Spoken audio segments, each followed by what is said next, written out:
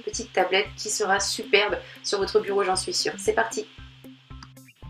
Donc pour la réaliser, j'ai récupéré une petite planche derrière un vieux meuble. Ces petites planches, vous pouvez les acheter également dans les magasins de bricolage en 2,5-3 mm, pas plus, sinon vous aurez des difficultés pour découper comme moi au cutter. Donc j'en découpe deux, vous faites une forme rectangulaire aux dimensions de votre choix. Comme je vous l'ai dit, il nous faut deux pièces. On en met une de côté et on va en garder une sur laquelle on va venir faire des petites formes qui nous serviront de compartiment de rangement. Donc j'ai commencé avec un cercle que j'ai tracé à l'aide d'un verre et ensuite j'ai fait trois autres formes qui me serviront, comme je vous l'ai dit, de compartiments de rangement.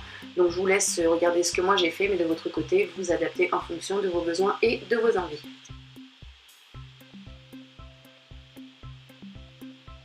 Donc une fois que le tout est tracé, je vais découper à l'aide d'un cutter et d'une règle pour que ce soit bien droit.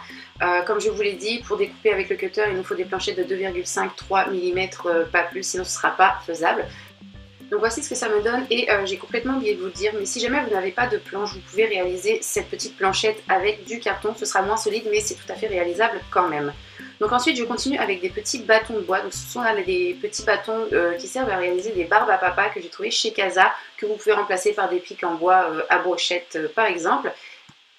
Et donc ces petits pics, on les coupe de façon à pouvoir les adapter au bord de nos formes, si je peux dire ça comme ça, que l'on va coller au bord pour obtenir des jolies finitions. Moi je trouve que mes découpes sont pas très propres, donc du coup avec ça, ça va finir le tout et être beaucoup plus droit et plus joli.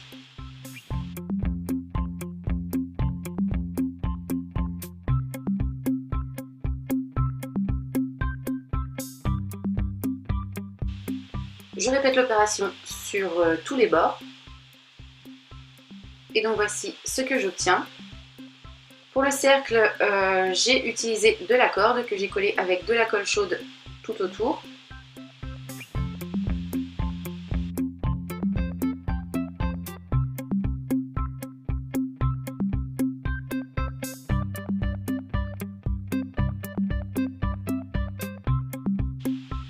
Afin d'obtenir ceci,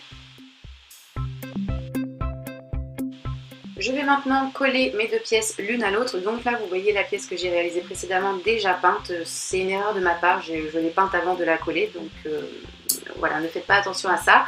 Donc je colle tout simplement avec de la colle à bois, c'est ce qui sera le plus solide.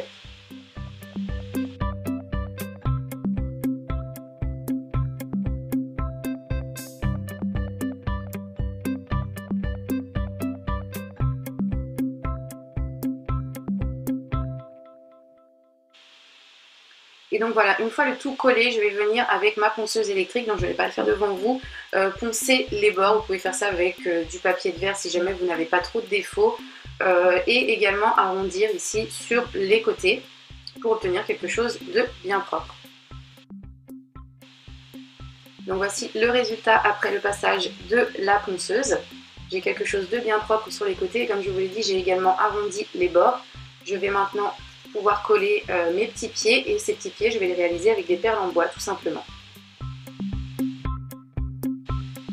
Donc, vous pouvez utiliser toutes sortes de choses comme des petits bouchons de bouteille ou autres pour réaliser les pieds. Moi je les ai collés avec de la colle à bois et une fois qu'ils sont collés, je passe à la peinture que j'ai réalisée avec de la peinture en spray.